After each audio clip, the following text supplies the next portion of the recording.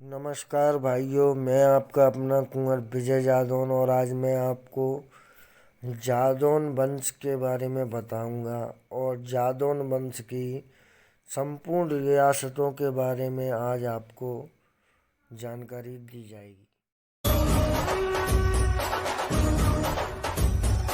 करौली के यादव या जादव वंश की उत्पत्ति के बारे में इतिहासकार कोई प्रमाण प्रस्तुत नहीं करते हैं। करौली के यादव वंश स्वयं को चंद्रवंशी तथा भगवान श्री कृष्ण के वंशज बताते हैं। जैसलमेर का भाटी वंश भी अपने आप को भगवान श्री कृष्ण का ही वंशज बताते हैं। करौली के यादव वंश की उत्पत्ति की पुष्टि श्री भगवत गीता में मिलती है। सृष्टि के रचयिता ब्रह्मा के पुत्र अत्रि के वंशज सोम की संतानें सोमवंशी या चंद्रवंशी कहलाए।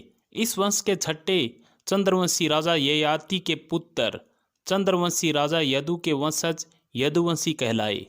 यदुवंश की 39वीं पीढ़ी में श्री कृष्ण हुए और वहीं श्री कृष्ण से 88वीं पीढ़ी में राजा भाटी अंतिम यदुवंशी शासक हुए। अंतिम यदुवंशी शासक से अभिप्राय है कि राजा भाटी के बाद यदुवंश जादव या यादव, भाटी, जडेजा, चूड़ासमा आदि उपशाखाओं में जाना गया। भगवान श्री कृष्ण जी के पौत्र अनिरुद्ध जी के पुत्र यदुवंश के प्रवर्तक महाराजा श्री बज्रनाथ मथुरा या मधुवन के राजा थे। महाराजा बज्रनाथ जी के 74 पीढ़ी के बाद ईस्वी 800 के लगभग मथुरा के राजा धर्मपाल प्रथम हुए। राजा धर्मपाल प्रथम के बाद यादवों ने अपने नाम के आगे पाल लगाना शुरू कर दिया था। राजा धर्मपाल प्रथम के बाद 879 ईस्वी में इच्छापाल मथुरा के शासक बने। इनके दो पुत्र ब्रह्मपाल जो मथुरा के शासक हुए, दूसरे पुत्र विनयपाल मऊए के शासक हुए, जिनके वंशज बनाफर कहलाए। ब्रह्मपाल की मृत्यु के बाद उनके बेटे जयेंद्रपाल 966 ईस्वी को मथुरा के शासक बने। उनके 11 पुत्र थे। जयेंद्रपाल की मृत्यु के बाद 11 पुत्रों में विजयपाल सबसे बड़े थे। 992 ईस्वी में विजयपाल मथुरा के शासक बने। उसके सिंहासन पर बैठने से पूर्व ही भारत पर महमूद गजनवी के आक्रमण होने आरंभ हो चुके थे। गजनवी ने महावन पर आक्रमण करके वहां के शासक कुलचंद को मार डाला था। इसके बाद वह मथुरा की ओर बढ़ा।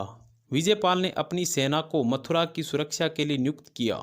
मथुरा पूरी तरह मैदानी क्षेत्र में है, जहां महमूद जैसे प्रबल आक्रांता के सामने राजा की सुरक्षा संभव नहीं थी।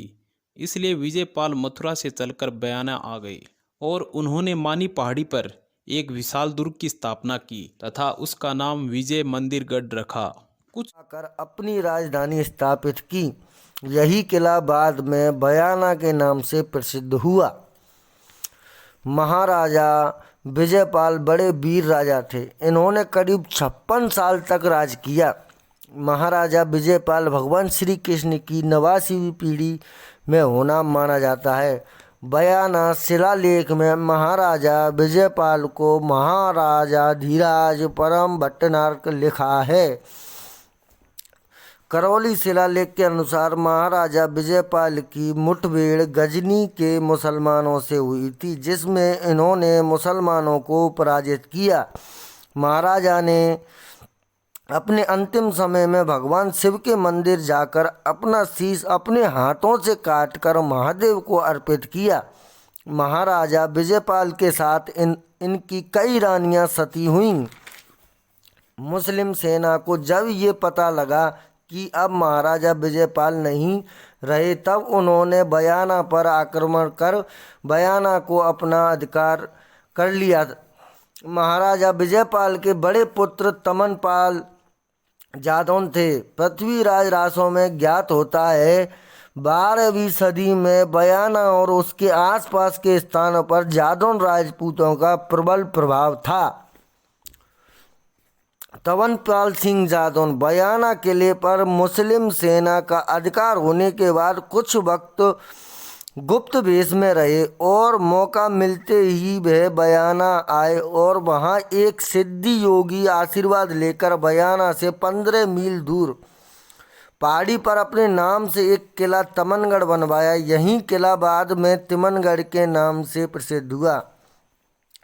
शिलालेखों में महाराजा तिरुवनपाल की पदवी परम भट्टनारक महाराधिराज परमेश्वर लिखी गई है। इन्होंने अपने राज्य का खूब विस्तार किया। महाराज तमनपाल ने चम्बल नदी पर यदु की डांग नामक पहाड़ी प्रदेश को अपने अधिकार में किया। राजपूताने का पूर्वी भाग, जिसमें वर्तमान में अलवर राज्य का आधा हिस्सा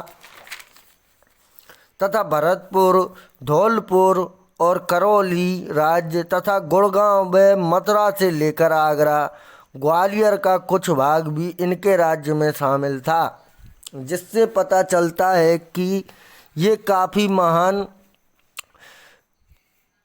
पराक्रमी राजा थे। महाराजा तिरुवनपाल के दो पुत्र थे।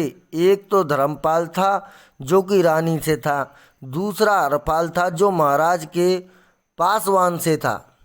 राजकुमार धर्मपाल भी एक वीर योद्धा थे, तो वहीं हरपाल वीर एवं साहसी योद्धा था।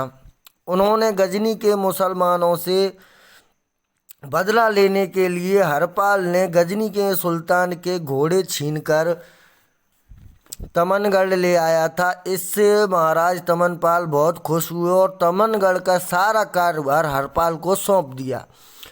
महाराजा तमनपाल के बाद धर्मपाल राजा बने। उन्होंने धौलधरा नामक स्थान पर एक किला बनवाया और वहां रहने लगे। वर्तमान में इस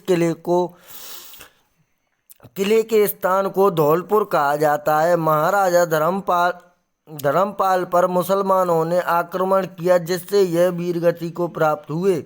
महाराजा धर्मपाल के बाद कुंवरपाल महाराजा बने। इन्होंने चंबल की नदी के पास के स्थान पर एक कुंवरगढ़ के नाम से किला बनवाया और वहां रहने लगे।